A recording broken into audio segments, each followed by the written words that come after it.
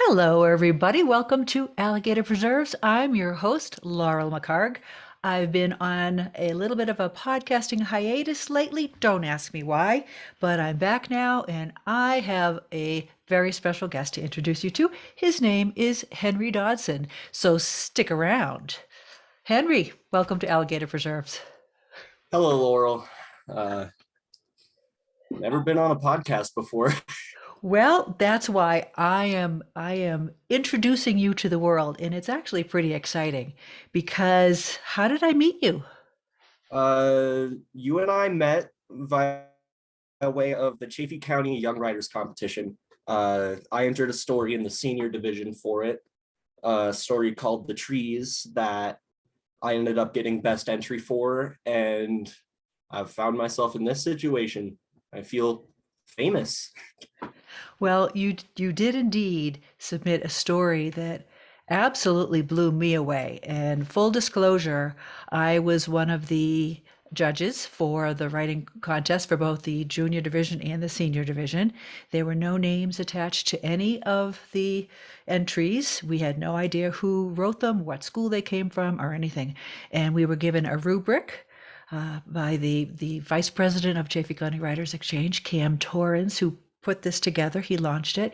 And as a former teacher, I know how important rubrics are in order to evaluate something as subjective as writing, because writing is really subjective, right? I mean, you've probably read some things and thought, oh, I don't like this, and other people might have liked it, right? So as far as that goes, I read 8 different stories of the finalists of the senior division, and yours blew me away. I'll just say it. It absolutely blew me away. There was no question in my mind that it was a first-rate submission. So you are, how old are you now? I just turned 17 at the beginning of May. Okay, and you just finished your junior year. What school do you go to?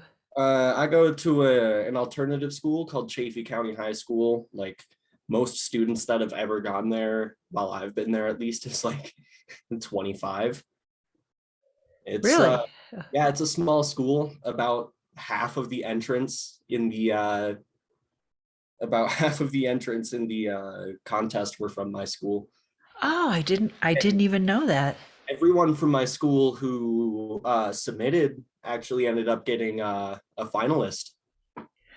All right. And they were remarkable. So, as a former teacher myself, the idea of telling my students, hey, you can do this extra work and do this contest, and that idea never really went over well with many of my students. I think it's unusual for a student to say, "Oh yes, sign me up. I want to do extra work. I want to write extra stuff beyond school." So, what was it that motivated you to actually say, I'm going to do this contest and then actually submit to it?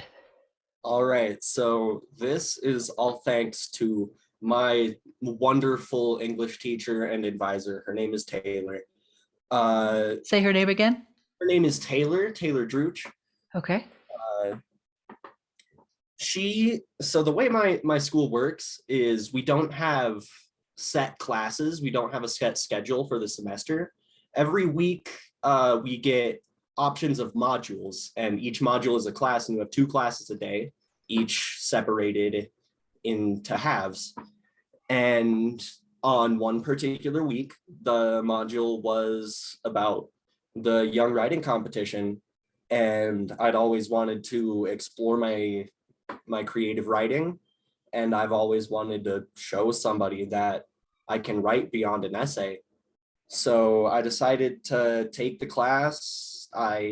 One of the first things I did was I had this sheet of paper, just anywhere I could find space to scribble down an idea about what I wanted to be in the story. I put an idea down. Uh, the very first thing I wrote down was Vietnam veteran, and that was the entire, just 2 things: horror and Vietnam veteran, and it was the whole basis for the story.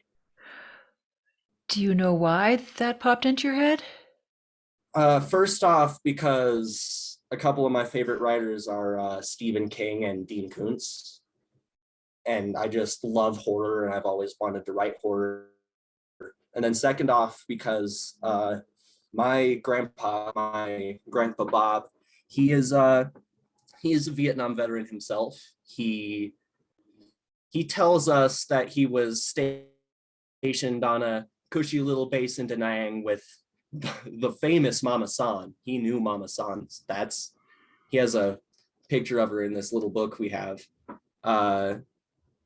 He says he was stationed on this base in Da Nang and was the guy that was the middleman for artillery radio. So when a platoon called in artillery, they called him, and then he called the higher ups who would send the planes.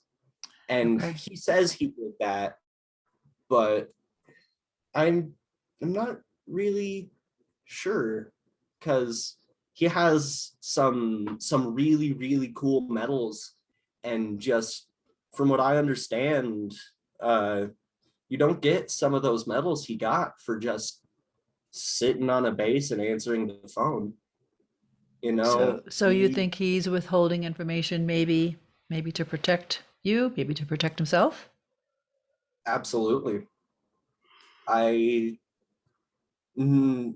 I think that he's a victim of some heavy PTSD and some heavy trauma from the war, and I know that he struggles with it because of the stories I've heard from my dad's childhood and some of the things I've seen him do and heard him say. And I just I wanted to use the amount of admiration and love I have for my grandfather and put it into something that is indicative of the things he's struggled with. Okay. Well, your story is a real, I would call it a psychological thriller.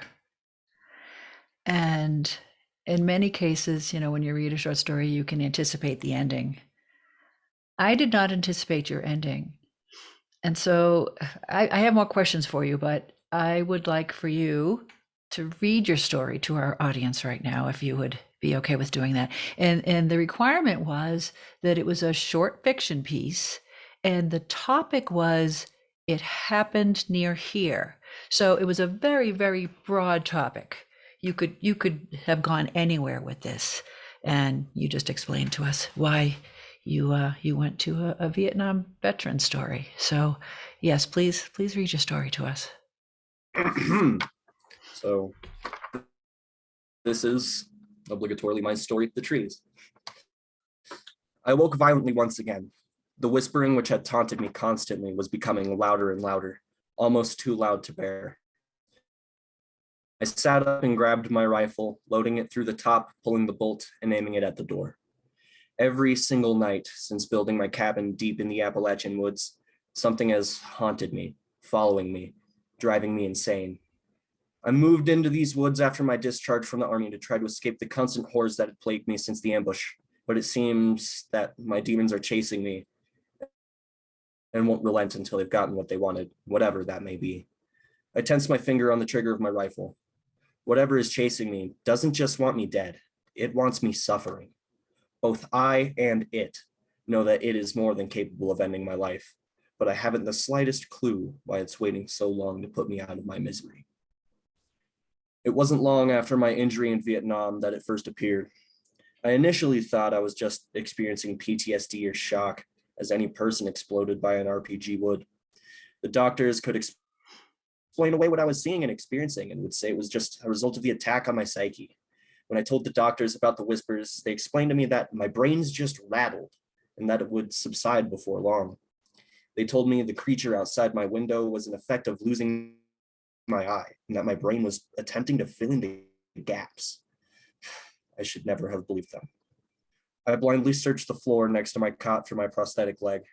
Dawn had broken and I was safe, at least safer than I was before the sun had appeared. The whispers of the trees had returned back to a tolerable murmur, however, they never truly stopped. I attached the peg, which was carved out of red spruce, to the stump just beyond my knee and departed my cabin to carry out my daily duties. During the days, I would hunt animals and gather berries and mushrooms for food, picking up firewood along the way. Most of these trips would go without incident, aside from the odd rustle among the leaves or distant scream from the forest that seems to be common around these parts. Today's hunt was different. The areas of the woods I'd familiarized myself with had now felt wrong, as if they weren't the same woods. I was no more than 50 feet into the wood before my skin began to crawl and the trees began to whisper again, whispering like last night. I turned around on my heels and began to sprint back to my cabin. I knew that my time was coming soon, but I sought to prolong the inevitable. As I tore through the unrelenting forest, the whispering of the trees turned into yelling, then into deafening screams. No matter how hard I looked or how fast I ran, the woods continued. I knew how far I was. I knew which direction my cabin was. I had been to this section of the woods every single day. Something was wrong. I had moved miles away from where I began. I had no chance. It had caught up to me. The only thing I could do at this point was pray that my death would involve minimal suffering. I dropped to my knees and began sobbing as the trees fell silent. I heard the sound of massive amounts of earth and lumber moving, rushing toward me like a river of mud and stone. As the sound of snapping roots and flowing earth approached, it fell silent before me. As I held my head in my hands, sobbing, I heard a solitary whisper, frail and like sandpaper against my ears. "Look to me," it beckoned. I was trembling with fear. It was the creature that had been pursuing me since the ambush. I lifted my head from my hands and looked up to meet its gaze. In front of me was a gargantuan spruce tree, hundreds upon hundreds of feet high.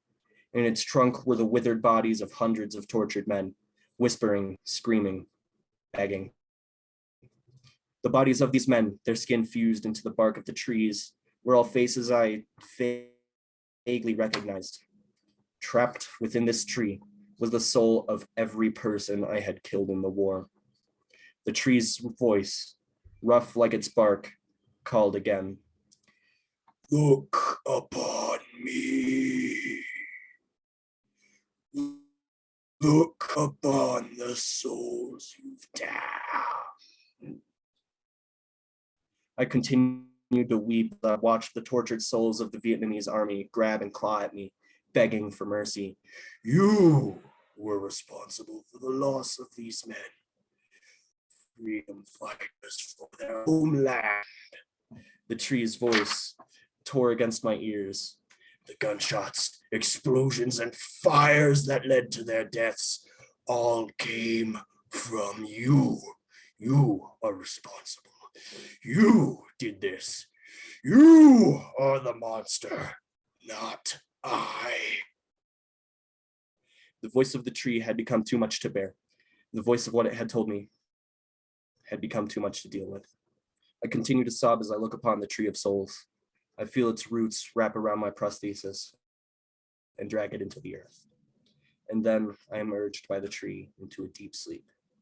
I awake outside my cabin, my clothes torn and dirty. As I attempt to pull myself off the ground, I fall. My leg is gone, but so too is the whispering of the trees. And that's it. That's it indeed. How did you learn how to create suspense? You I talk about the authors that you like. Yeah, I take a lot of inspiration most heavily from Dean Koontz. I just his novel Lightning is one of my favorite books of all time, and I base a whole lot of how I tell stories off of that particular story alone. It doesn't really have a straightforward timeline. Like it's in chronological order, but you'll switch paragraphs and you'll be onto an entirely different subject and then go to another paragraph and you'll realize how that subject opened the door to an entire world of possibilities for where that story can go. And particularly with my second paragraph, the one that told the backstory of what was going on there, I really tried to use almost the energy of the beginning of Lightning. Like at the beginning of Lightning, let me see if I can remember right, because I haven't read it in a very long time. But at the beginning of it, a man's daughter is being born, and he's at home getting drunk. He has no clue what's going on, and yet somehow he's also a doctor. It's Troubling? troubling, yes, to say the least. He doesn't care about his life at all, and it just talks about how he's drinking through his sorrows, and then he starts to hear someone begin to break into his house. And then out of nowhere, it cuts to his wife, who is giving birth to his daughter.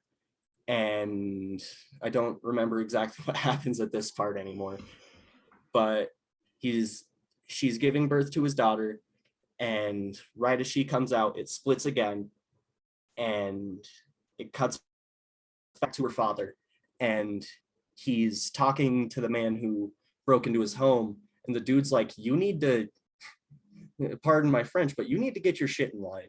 You need to go and support your wife and your daughter, because something awful is about to happen.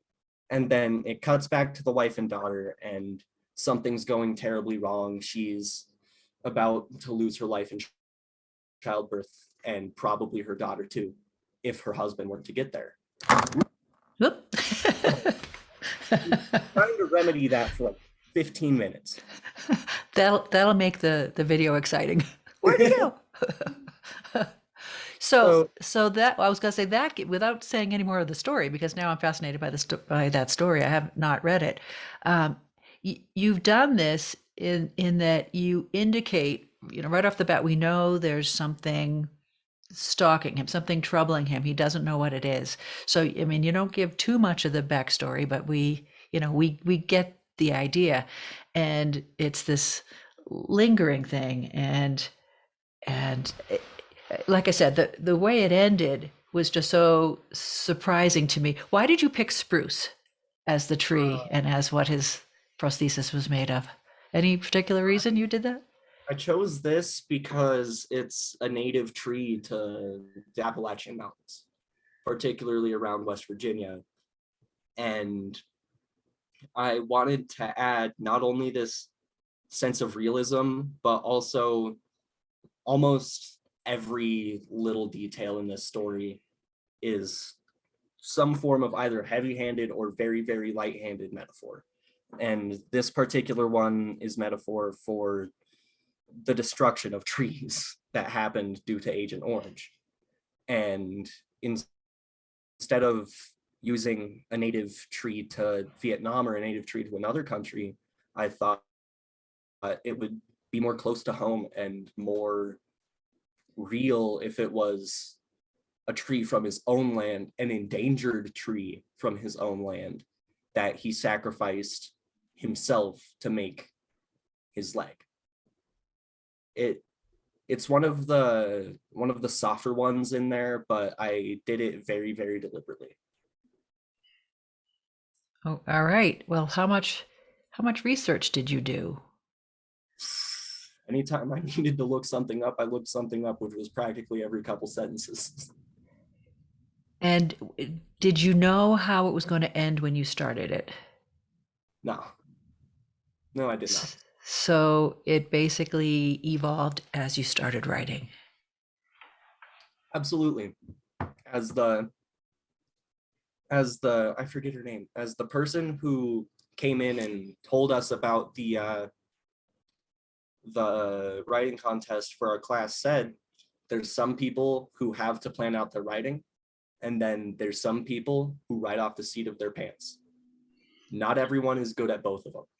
I'm not good at planning, so when I write something, there's never any plan. I just have a disorganized sheet of ideas, and when I need to look at a new idea or need to figure something out, I look at the disorganized sheet, figure something out, say, bingo, that's the one, and then put that in. It's a published author's worst nightmare. No, I mean, I write that way. Oh, So that wow. we have planners and we have pantsers, right? The planners know exactly what's going to happen in every chapter. They, some people outline ad nauseum, and then there are pantsers. Right by the seat of your pants, you have an idea. You get scenes come to you as you mull it over. You're not sure where they'll be. Again, this is what I do in my writing. When I write fantasy, anyway, it evolves. And isn't it wonderful to get surprised while you're writing? Oh yeah. Like I didn't even have the idea of the tree being the monster up until I was sitting there, like having to write the reveal. It took me like 30 minutes to come up for the reveal of what it was. And I was just sitting there and I was like, what would hit hard? Because it's in West Virginia, it's in the Appalachian Mountains. Everyone's going to expect something like a Wendigo or one of those normal West Virginian things, and I didn't want to go there. I wanted to subvert expectations that a lot of people would have based on the setting. So I came up with something that was indicative of trauma, indicative of the things he'd done, indicative of the things the government had done. And I took my knowledge of that and ran. The fact that the tree takes back the wood from his prosthesis. I mean, stunning. Stunning and surprising and beautiful and wonderful and perfect. Yeah, that ending is, it's also indicative of some of the things a lot of injured veterans went through in the war. There were a lot of people who would see a landmine, consider their options, and step on it, because more likely than not, when you would step on a landmine, you wouldn't die. You'd lose your leg or legs beyond the knee. And then, if you're lucky, you go home and you're left disfigured. You're left without an essential part of your body, but at least you're out of that hellhole. What a decision to have to make, right? Yeah, I can only imagine that a lot of people who got drafted in and got injuries like that felt this almost sick sense of relief sitting in the hospital missing one of their extremities, because they've made that much of a sacrifice. They've done that much, they've seen so much, and they just want to go home. And sometimes a lot of those people were willing to do anything to do that. Mm-hmm. When was the first time you knew that you were a pretty good writer? When I was in 7th grade, I had an idea. We were doing a project about genetics, and the topic of twins came up, and we had just been talking about reproduction. And I thought about it and I was like, so twins have exact DNA, but there's still those odd variations. And if two twins were to create a child, it would, first off, if they were identical twins, be impossible, because identical twins have to be the same sex, but it would not create a viable offspring. So I just started thinking and was like, I could write this cool I still want to write this book. I can write this cool dystopian romance novel where one woman has a kid and she here, let me explain this better. I have this entire thing thought out. I'm just very tired. You're not planning it, are you? You're not planning something, are you?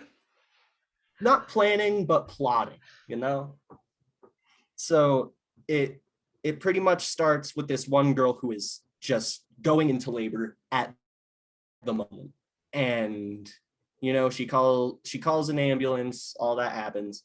And then it cuts to this other girl who is also in labor, except the other girl, she wasn't really able to conceive and she really wanted a kid. So she entered this experimental government program to have the exact split DNA of another woman's embryo implanted into her, as long as the government made sure that those two children would never meet.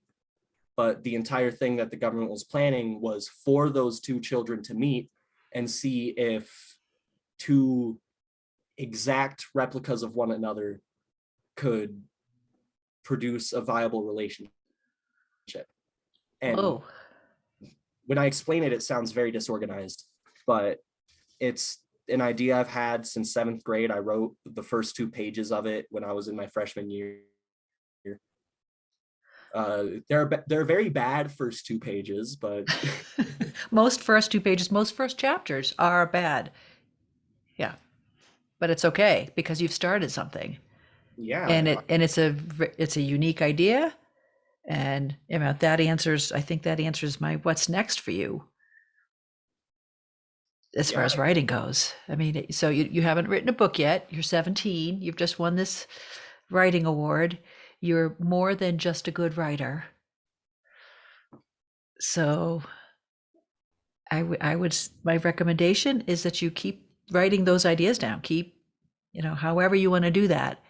Um, I would suggest once you have an idea somewhere, and I use my voice memo a lot on my phone if I'm walking the dog, if I'm at the supermarket, because you never know when an idea is going to pop into your head, and you want to capture it right then and there.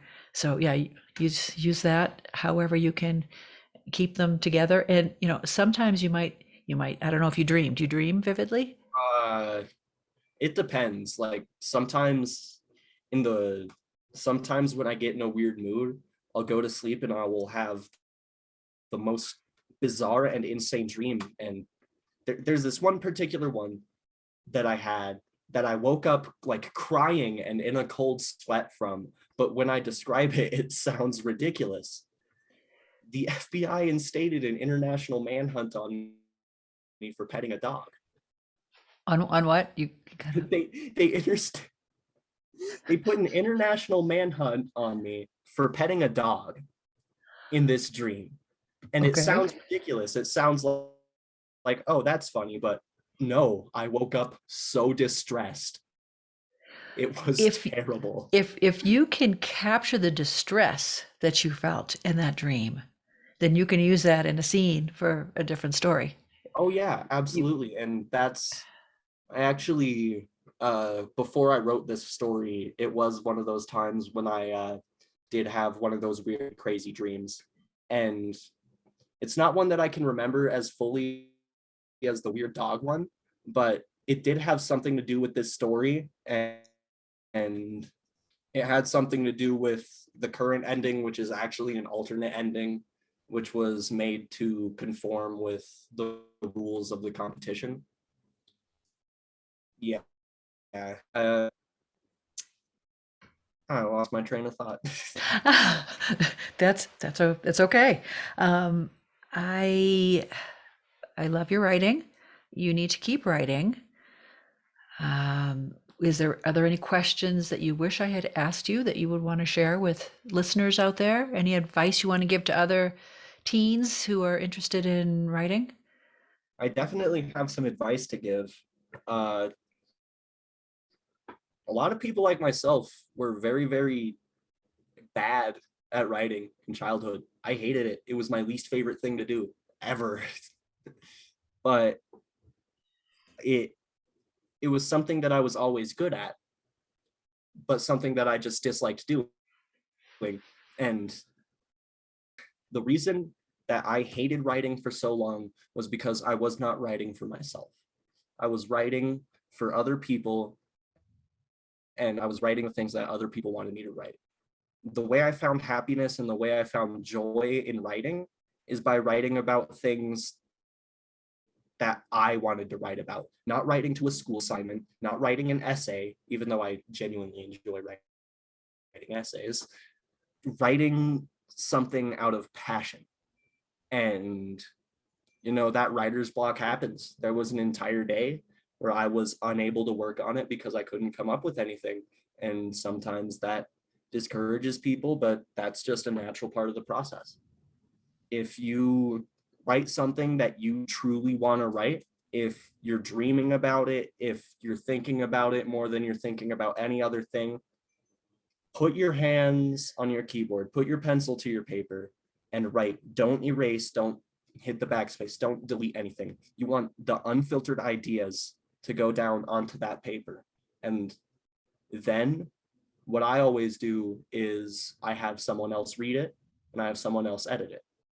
And then that helps me clear up my perception of it and helps me figure out those tiny little things that I missed. Like if I accidentally used a semicolon in the wrong way or anything like that, it's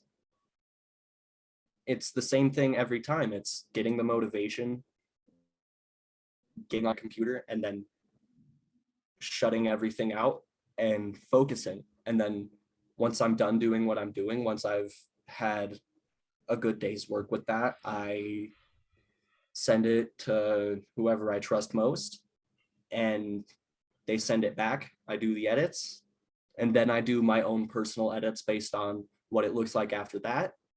And usually after that, I have a finished piece. And oftentimes starting is the hardest part. Oh yeah. I came up with maybe 30 different intro sentences for this story. And maybe 30 different endings as well. That's fabulous. That's fabulous that you did that amount of work. And it showed in your final product. It obviously did. I would suggest if you have an idea that you're excited about, or a scene that pops into your head, or a character that all of a sudden wants to be in your story, let your muse help you write that wherever it is. And it might not necessarily be the next thing that's going to happen in your story, but go ahead and write it. You will eventually get to it, to that character or that scene, or by the time you get to it, it's either not relevant or you tweak it to fit what you're doing. But in any case, yeah, when my muse says, you got to do this, you got to write this, I write it down somewhere, or I record it and I figure out where it's going to go, which to me keeps writing fresh and exciting. And for a pantser, that's what it's all about. Oh yeah. Well, Henry Dodson, this has been a pleasure. I loved your story. Listeners, you can get more information about Henry on my website at leadvillelaurel.com. Go over there if you want, Henry. I could include the whole text of your story in a blog. Please do. And then I also sent you that painting, that little visual aid I made of it. You can attach that as well. It's not as good as the story by any means, but it's kind of how I envisioned the monster at the end. Well, again, keep writing. Your teacher has to be delighted with what you're doing. Will you have the same teacher next year for creative writing? Not. No? It's a real shame. She's been a huge help for me and my confidence when it comes to writing. Well, you should have a lot of confidence, and you're doing all the right things. And the advice that you gave to listeners was spot on. I don't think I could have said it better myself. So I hope you have a fabulous summer. And Oh, you have an even better one. well, thank you. Thank you. Let's both have a great summer, and let's both do some fun short stories. Absolutely. All right, Henry, thanks again. And listeners, thanks again. And we will catch you next time.